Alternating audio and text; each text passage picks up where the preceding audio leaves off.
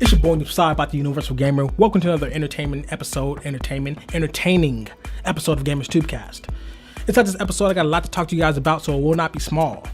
That's what she said. Well, that's what I said when she touched me and she thought it was going to be small, but I told her when it get big, you see what I'm talking about. But anyways, yeah, this Gamers Tubecast will be very entertaining. I got a lot to talk to you guys about, so strap on your seatbelt and enjoy the ride. But first, before I start this Gamers Tubecast off, I want to let you guys know about two things I did differently to make my viewers out there, or to allow my viewers out there to watch these podcasts more easily and more better and stuff like that, because these are video podcasts and everybody don't watch podcasts, and you subscribe to a lot of people, so sometimes you want to get your 3 or 4 or 5 minutes in and you don't want to watch a whole entire video.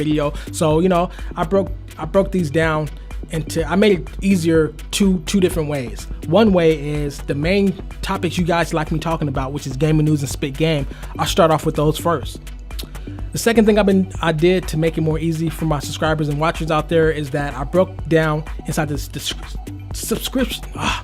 description area and comments area. I broke down my in particular topics and segments and stuff inside certain points in time. I talk about them. For example, let's say I talk about the new Xbox 3 minutes in. So I put new Xbox at 3 minutes, and then you click on that and it goes right to me beginning my topics talking about the new Xbox. So there you go. You're welcome. So that said, that make it more easier for my subscribers and watchers out there. And even though only 10% of my subscribers watch these videos, I'm still happy for that 10% that watch it. So for that 10%, I'm trying my best to make it more entertaining for you guys. So welcome 10% and welcome random viewers out there. Hope you guys enjoy. First topic within this, our first segment, gaming news. And then first topic within that segment is the new Xbox may not require an online connection to play a single player game. That's a no-brainer. Why would you? Realistically, if the PS3 or the Xbox that's out right now wanted to make you be online to play a single player game, they could with a firmware update. Simple. It's not hard. It's not nothing to do with hardware. It's about firmware and software. So they could launch where you could be offline to play a single player game, but later on down the road say that you will have to be online to play a single player game.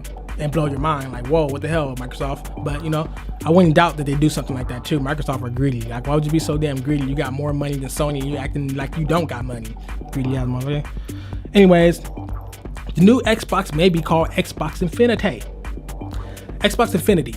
A lot of people said it was gonna be called Xbox Fusion. I don't really think that will be a good idea. Look up the definition of fusion.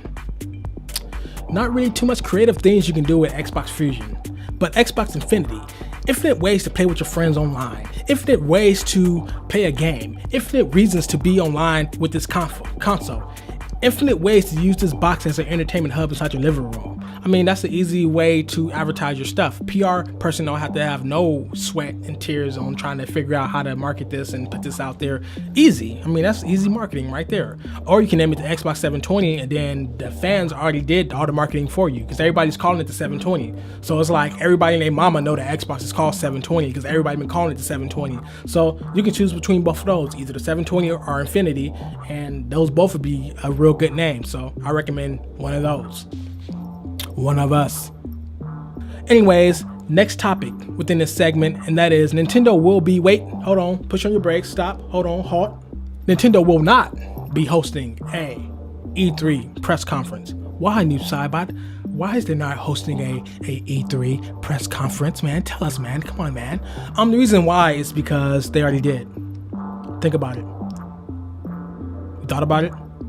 Okay, let's go. So they already did that already, pretty much. The launch of the Wii U and the press conference that came between the launch of the Wii U and after the Wii U, that's pretty much their E3 right there, because they pretty much don't got nothing to show at E3. So they kind of feel embarrassed. I would, depending on where my job is within the Nintendo industry. If I was just an editor, then I wouldn't care. But if I'm a person that's like the main manager over Nintendo or whatever you call it, then I would. I kind of be embarrassed, like, yeah, we really don't got nothing to show, and third-party developers are not trying to develop for our console because this is not a next-gen console, and they're so busy developing for next-gen consoles. So, and some games are supposed to become exclusive to us, now that's put on hold because now they're trying to change their minds.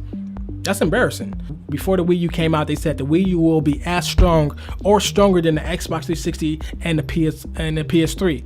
And I didn't doubt it, but that doesn't mean that it's going to stand up against the new console, which is this Xbox 720 or whatever, and the PS4. It doesn't have that much power, man. It's and for the people that play Nintendo consoles and Nintendo consoles only, those are the only ones that's probably super happy right now, because now they finally got something where they can play those stronger games on and it won't look like crap. The only reason why me as a core/hardcore gamer will play a Nintendo console is to play Nintendo games. I don't care about the third-party games on Nintendo. I want to play Nintendo games. I want my Marios. I want my Zeldas. I want all those games. I want my Metroids. I want all that. I want my Kirby's. All that stuff, man. I don't get a Nintendo console to play Batman.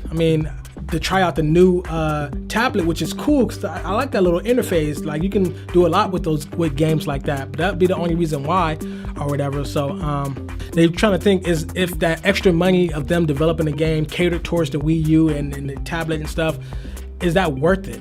That's what they're trying to figure out. And it's just other things too on top of that.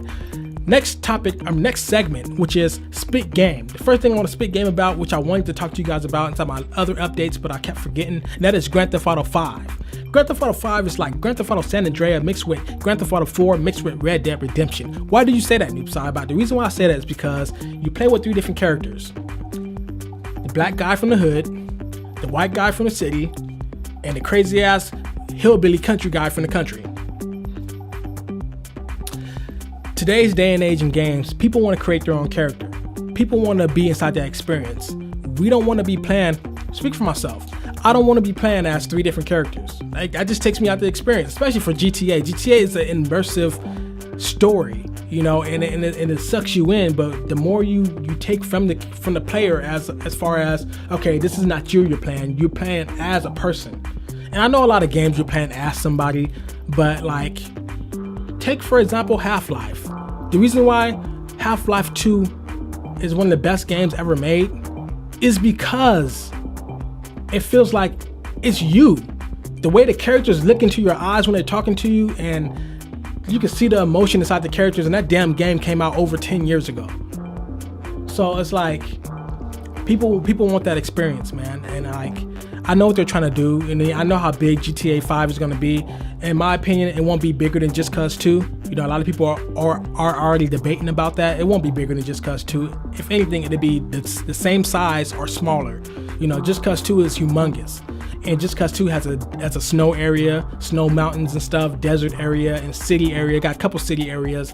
That game is so big that like you'd think that it's cheesy where you can just drive 30 seconds or 1 minute from the desert area to the snow area. No, it's not happening. Even inside an airplane, it takes a while. It feels like you're flying over the ocean to get from one location to the next.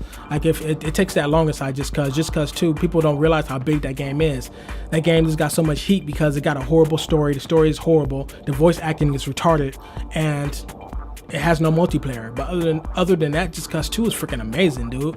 And but it just don't have that GTA feel to it, like that story, that deep emotion to it at all, period. But it's a fun ass game. So I get what Rockstar is trying to do.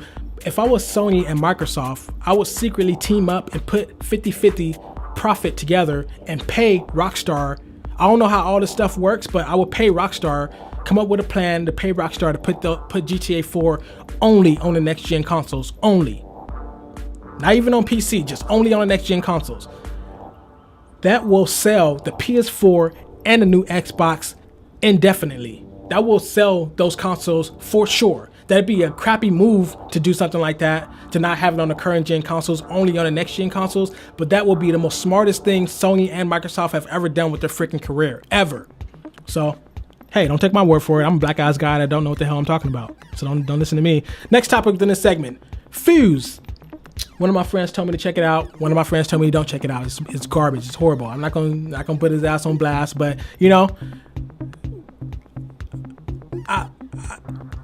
how can I start this off? Okay, so I played the game. I was going to talk about this game inside one of my other Gamers Tube casts. I kept forgetting about it, and I so forgot about this game so much to where I forgot who made it. So I played through the demo. I was playing the demo. I'm like, damn, this game looks good. It actually looks almost as good as almost as good as Halo 4. And Halo 4, everybody knows, is like one of the best looking games on 360 thus far. Like, that game looks amazing. Single player game, not the multiplayer, single player. But yeah, it looks like almost as good as Halo 4, and then the gunplay felt smooth. I'm like, damn, this is pretty smooth. To be like a new IP, it's hella smooth. okay, this is pretty good. The cover system isn't nothing I haven't seen before, but I mean, it works. The story, I don't know what's going on. Of course, it's just a demo. So I'm like, okay, why is he saying the game is bad? Damn, this game is pretty good. To be, something just to be inside the shooter realm. Who made this game? So after the demo was over, a Zombiac popped up on the screen. I'm like, duh, of course it was that damn good. They made the damn game. They're the ones that made Resistance 1, 2, and 3 on the PS3. If you're a 360 fanboy, of course you never played those games, but Resistance 1 launched with the PS3, I believe, and it's still a hellified good game to this date. Resistance 2, a lot of people didn't like that one, and Resistance 3 was amazing. I think Resistance 3 is almost better than Resistance 1, and it felt like, because Resistance 3 felt like you were actually fighting monsters. Like it felt kind of scary a little bit. So so that's that, man. And then published by EA. I mean, EA know what the hell they're doing when they're not trying to, do stupid stuff. But as far as doing the right thing, EA is a good publisher. So it's like, made by Zombiac, published by EA. That's a no-brainer. Come on now, get over yourself. Next topic within this segment, games I want to see at E3, or I want to be announced at E3. Now I was going to take this out and put inside a whole separate video because it was making this whole video super long, but I did like 7 takes already. But I decided to go ahead and keep it inside my Gamers Tube cast and go through all these games I want to be announced at E3. Now of course 50% of these games will not be announced at all, but this is just my dream, my dream. Left 4 Dead 3. I'm not going to elaborate much on this because I could take like easily 6 minutes out of this Gamers Tube cast. So Fallout mixed with Left 4 Dead, mixed with Dead Island, mixed with zombies from Call of Duty, mixed with DayZ. Bring it. Fatal Frame 4, one of my favorite survival horror games of all time besides Penumbra. I love those games. Oh man, I love my Penumbra, man. But Fatal Frame 4, both of those games have hard ass problem solving, but Fatal Frame 4, PS4, bring it. Fallout 4. Who wants Fallout 4? I guarantee you anybody that's watching this video wants Fallout 4.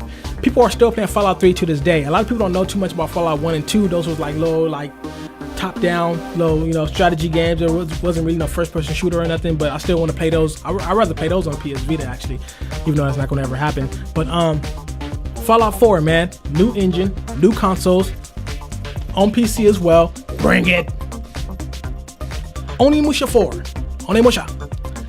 Onimusha, that's my game. It came out on the PS2. Onimusha 1, 2, 3, Blade Warriors, all that, man. It's a samurai game. Now how if you ever played Ninja Gaiden, it's the opposite. No, it's not the opposite, but it's the samurai version of Ninja Gaiden, and it's very deep. The story is real good. The characters are amazing, dude. The voice acting is top notch. That game, I don't understand why it didn't come out for the PS3, but PS4, Onimusha, bring it. Crash Bandicoot 4. One of my favorite platforming games. It kind of fell off the cliff. Wonder why the hell it did not come for the PS4. They came out with a game that was on PS4 and PS3. I think it was called Crash Bandicoot something, but it didn't feel like Crash Bandicoot, but it still was kind of fun. Crash Bandicoot 4, PS4, bring it. Sonic, motherfucking Sonic. Now, this need to go inside a freaking gaming rap segment. You know what? Sonic 1 was amazing. Sonic 2 was amazing. Sonic 3 was amazing. Sonic and Knuckles, my favorite Sonic game besides Sonic 1 and Sonic and Knuckles, kind of a tie. Sonic 1, I still had this childish feeling from Sega. Dun, dun, dun, dun, dun. Nah, man, I was like freaking like die. Like I couldn't take my eyes off the screen but like Sonic, man, how could you mess up Sonic? Like all we want is a fucking side-scrolling game. We don't need no 3D Sonic Adventure. We don't need that crap. All we want is fucking Sonic. We don't want no day and night Sonic. We don't want no 3D Sonic. We want Sonic running across the damn screen. We don't need to be all these bells and whistles and stuff. All we want is fucking Sonic. All you gotta do is name it Sonic. Don't name it Sonic 2, Sonic 3. Just name it Sonic because you're rebooting it. You bring it back to old school 2D game. I heard somebody in like one of the lead developers from Sonic or from Sega say that, or whoever made the game say that, it's just the amount of levels or the amount of like side scrolling stuff we gotta make is just like so much to where just making one level takes forever. You did it on the Sega Genesis? Like, how the hell could you guys, people are getting lazy these days. Man, Sonic, that's all we want is freaking Sonic. Damn it, it's all the hell we want. That's all I want. I don't know what the hell y'all want. I want motherfucking Sonic. You know, Sonic was my shit back in the day. You know, I'm playing Sonic and Knuckles and Tails and all that shit. You know, playing with all the different powers and shit and the water. And Sonic was amazing. You know, I don't give a damn what the hell you say. You can say what the hell you want. Sonic, that's my shit. Sonic, it's all the hell you want. Side scrolling. Fuck all that 3D shit. Excuse my language, but fuck all that. Sonic, damn, it's all you want. Sonic.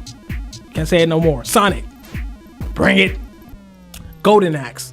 Of course, this is not going to happen, but if they did bring out Golden Axe, Skyrim gameplay mixed with a little bit of Dark Souls. I don't know if I want them to go back to the old school of Golden Axe, where it's like, you know, side scrolling, but it's like kind of 3D where you can move around. But I don't really care. I just want a real decent Golden Axe game with the 3 original characters: the guy in the blue, the girl that got the fireball power and stuff, and my dude with the axe. I always use that guy with the axe, the little short dude, the little Viking, the axe. Golden Axe, please.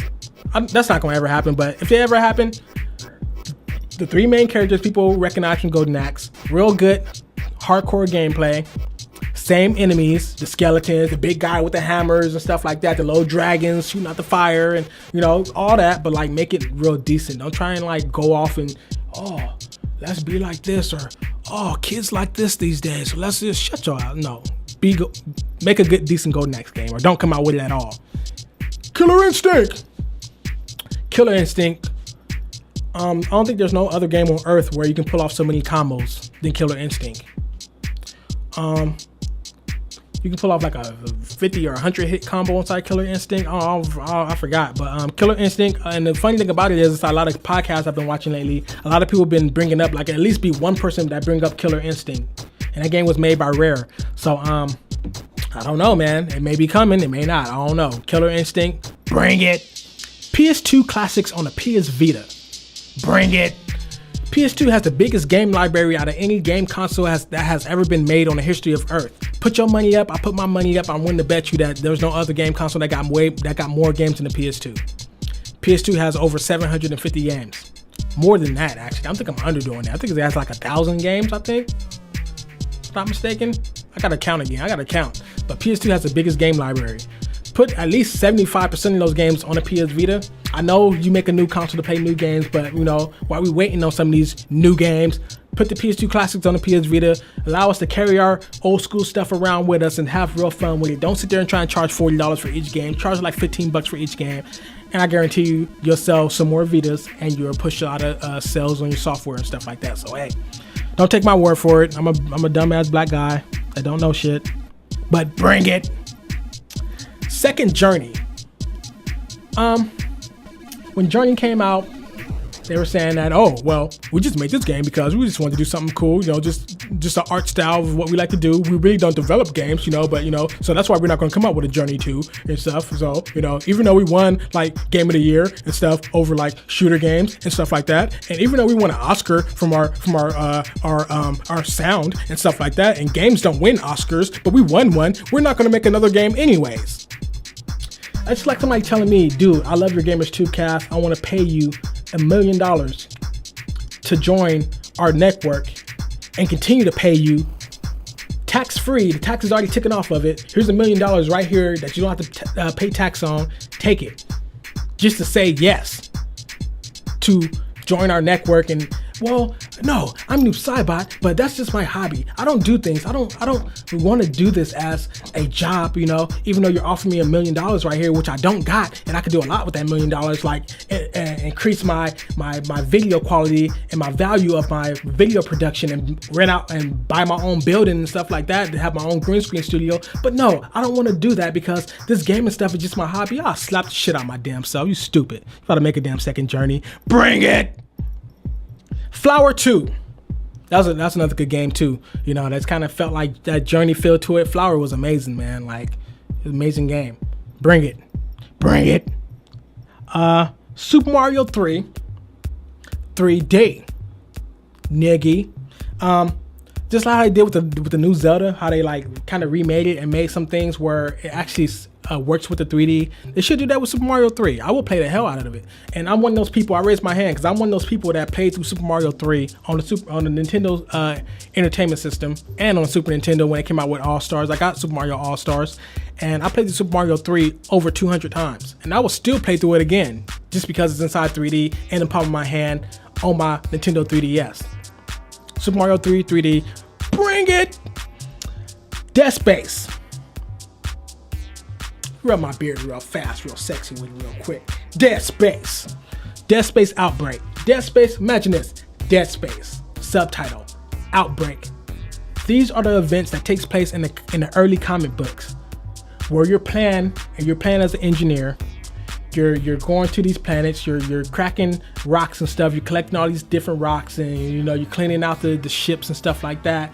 And then little by little, and have some good voice acting, some good writing and stuff like that, to where people want to play the story of it. Like, you don't have to fight the enemies right away to be deep into the story, like Walking Dead game, have it where you just this guy and you working as a engineer, and you just doing your regular job, and all of a sudden little by little stuff start happening, directly from the comic books and stuff. And you know how everybody dies inside the comic books and stuff, like nobody survived or whatever, and spoiler, but anyways, but like have it where you actually it's like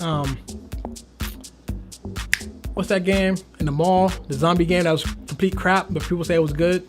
That game where you can save people, and then at the end of the game you have like a certain amount of people that you saved, and then like that'd be like your total score, pretty much like something like that. And like inside another Dead Space game, you can play as that character that survived from the last outbreak from a long time ago before Isaac Clarke, something like that. I mean, I got some ideas. All right, so last but not least, which is not really a game I want to see, but it's a game that I don't really care to be seen anymore at E3, because I said this 2 years ago that, oh yeah, this game is gonna be at E3, and I guarantee your money against my money is gonna be at E3, and they're gonna announce it, it's gonna have an arcade game, and that's Half-Life. I don't give a damn about Half-Life no more. Like, if they announce it at E3, if that be the first thing that Valve shows at E3, like E3 starts up, the Half-Life logo pops up, I won't get excited, because you should have been had that out. You should have at least let us know that you're working on it. We know that you're working on it. It's a no-brainer. There's I don't know how many point something million people that's asking for Half-Life, and you steady making Portal games, you steady making updates to Team Fortress.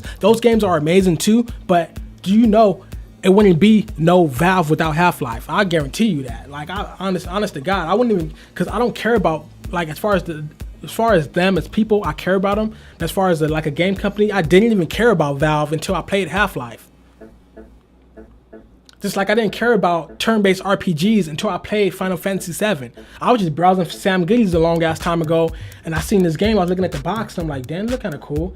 And I was like, I hope it's not a turn-based RPG. I put it in, and it was. I was gonna take it back, but something about it made me want to keep playing it. Same thing with Half-Life. You feel like you're that character, and the way the characters interact with you, and they look at you in your eyes, and like, that game has not one cutscene, but at the same time, it has the best cutscene out of any game in the world. Let that marinate for a second. That game is that damn good. The franchise is that damn good.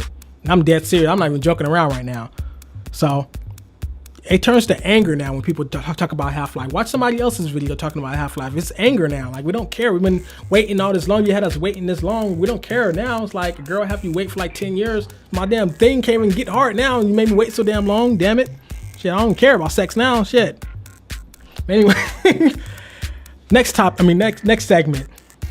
The things that Microsoft need to learn from its last console. I made a video about this, about the PS3 a while back, which the PS3 wasn't overpriced in my opinion. The PS3 was only $100 overpriced in my opinion. I think the $600 model should have been $500, the $500 model should have been $400. Think about this. A Blu-ray player at the time was around $350. $250 to $350 easy for a Blu-ray player. You're getting a console with a built-in Blu-ray player, built-in Wi-Fi, Wi-Fi and Bluetooth technology, which allows the PS3 controller to work with other stuff and allows you to buy any Bluetooth device from the store and use it. But the thing with that, a lot of people didn't have money for Bluetooth, because Bluetooth do cost more than wired headsets and stuff like that. So that's why I started making wired headsets for the PS3. But the Xbox 360, I said this a long time ago, and some of my old updates, the Xbox 360 and the PS3 cost the same when they first came out. Like, after the PS3 been out for a year and the 360's been out for a year, even though the prices really didn't change between both consoles going down in price, they still costed the same. Think about this. The thing that Microsoft need to do different from the current console, which is no disc tray drive. I have an Xbox 360 Elite, and plus 2 other Xbox 360s I had brought in the past. Disc tray drives have jammed stuff. PS3 had an optical drive, sucks right in. That was new. That was next gen stuff right there. It wasn't next gen technology, but I mean, you got that inside your car. Why can't you put that inside a console? So that's what they need to learn from this console. No detachable hard drive. It came out with a core model of the Xbox 360 that was like, how much was that? I think it was $250. But think about it, you had to buy a hard drive, which was $100 or $80, $79.99. So put one and one together. Built-in wireless. Of course, the new models had a built-in hard drive and wireless, but it didn't start with that though. Of course, they're gonna have built-in wireless, but it didn't have built-in wireless. What did you have to buy? A dongle, which costed how much? How much was that? $99.99 when it first came out. That's another $100 on top of the $349.99 or the $299.99 price you paid for the new Xbox 360 when it first came out. Which, after buying all this extra stuff, it's the same price. You're just buying something that's stripped down, even if you did buy the premium version. No Blu-ray player. A lot of gamers and just gamers in general didn't understand the value of Blu-ray player till games start coming out that had all this detail that you got to shove on to a DVD, which don't hold that much memory at all.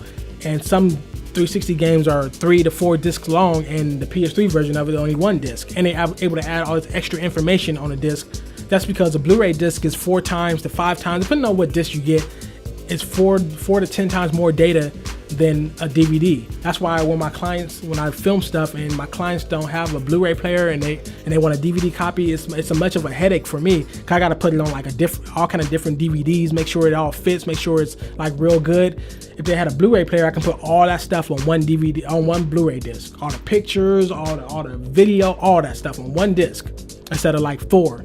Okay, more/better 3D games.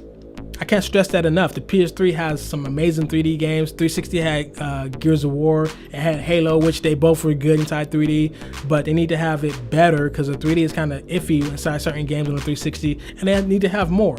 I mean, everybody getting a 3D TV. Some people are still sleeping on 3D, but 3D gaming is amazing, man, and some movies. Okay. Oh yeah, speaking of, back to the Blu-ray player. The 360 came out with an HD little attachable thing that you had to plug up to your 360, a HD little disc reader. How much was that? $99.99. Okay, Bluetooth devices. Bluetooth is much more better than wireless depending on the situation. So Bluetooth devices, I think they should have that. It's not really, because the wireless controller worked real good for me. So it's not really necessary, but it'd be cool if it was Bluetooth. That's why I love the chat pad so much on the PS3, because it has its own little built-in battery and it was Bluetooth, and it's easy for me to use it and stuff, and I can use other stuff on my PS3 that wasn't even made for the PS3 because it's Bluetooth. So, and last but not least, better way to use headphones. I'm getting so sick and tired of buying these headphones that work for the PS3, PC, and 360, but the only time I take out all these extra wires is when I play the 360. I gotta plug up a wire to my controller, from my controller to the console, from the console to the TV, from that to that. It's like too much wire. It feel like I'm freaking got spaghettis all up over me by the time I'm done. If the PS3 has it so simple, the PC has it so simple, then why the hell can't the 360 do it? So those are the things they need to learn from their current console to their next console. Next topic within the Spit Game segment. It's a lot. I'm telling you, the Spit Game segment, I got a lot inside here. And that's PlayStation Plus. I try and keep this short. More people would ask me on PSN, is PlayStation Plus worth it? I don't know. I don't know if it's worth it. You tell me. Free to play games? I don't mean free to play games. I mean free to play games.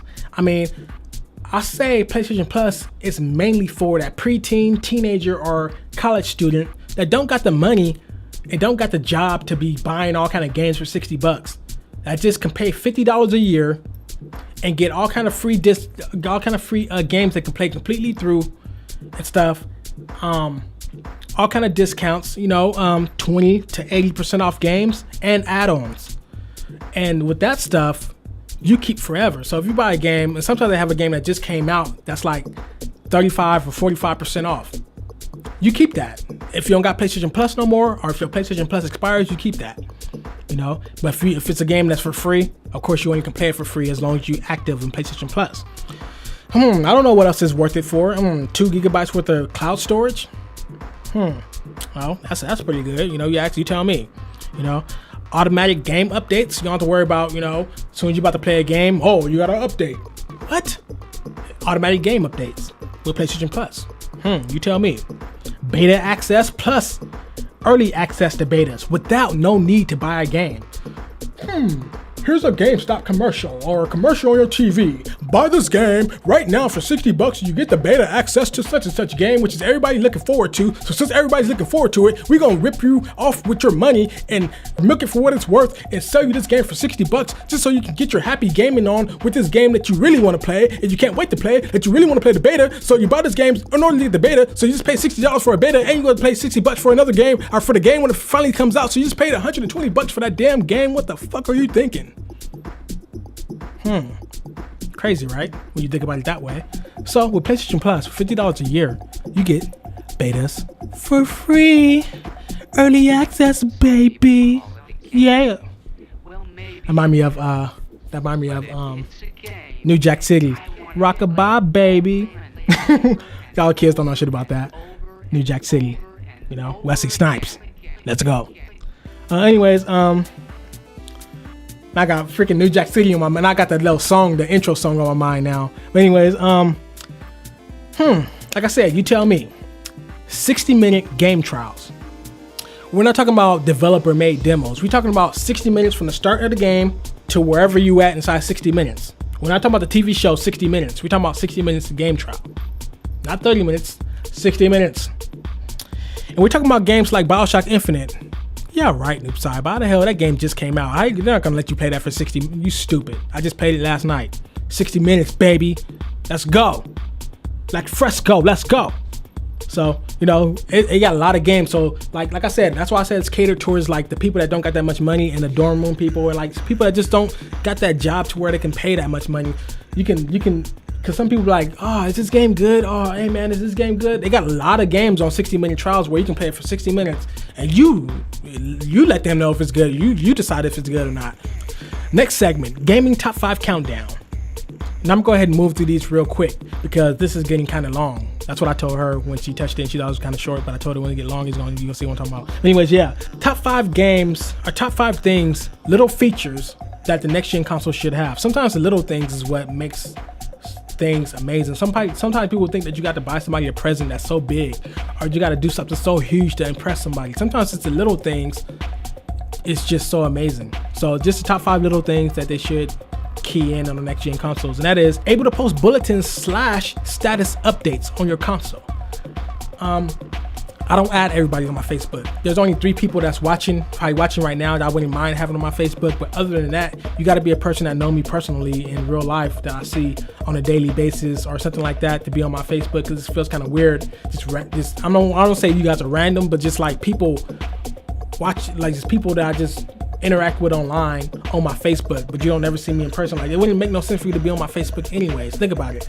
I'm talking about doing this or going here, going there, who want to come. It's like, you don't live nowhere near me. Like, why would you want to be on my Facebook? That's for like, it's like, I don't like my family watching my gaming channel because like I'm goofy, I'm not professional, and they're not used to me being all like hyper and stuff. So it's like, it's like one of those type of things, so post bulletins and status updates, that'd be cool. Like, oh, here's what I'm doing, or I'm about to go to GameStop and buy a game, and Number 4, have more than 100 friends on your friends list. I mean, if they did have it where you can have unlimited friends, I would have about like 700 friends, and like 400 of those friends that wouldn't even be online at all, period. So I'm kind of glad they had it where you only can have 100 friends, because it made you get rid of these people that you're really not playing with, and that's like offline for like 5 years and stuff like that.